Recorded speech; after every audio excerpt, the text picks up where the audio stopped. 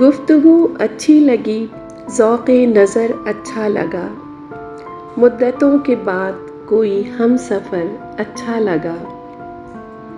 دل کا دکھ جانا تو دل کا مسئلہ ہے، پر ہمیں اس کا ہنس دینا ہمارے حال پر اچھا لگا۔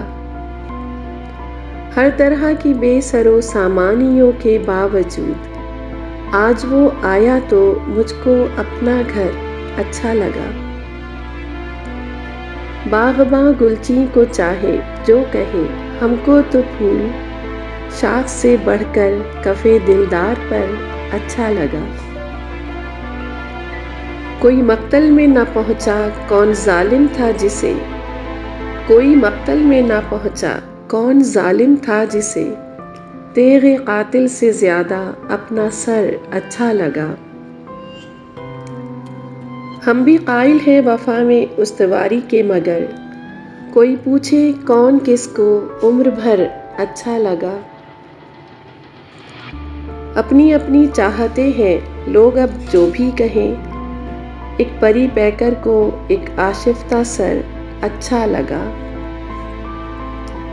میر کے مانند اکثر زیست کرتا تھا فراز، میر کے مانند اکثر زیست کرتا تھا فراز، تھا تو وہ دیوانہ سا شاعر مگر اچھا لگا، تھا تو وہ دیوانہ سا شاعر مگر اچھا لگا۔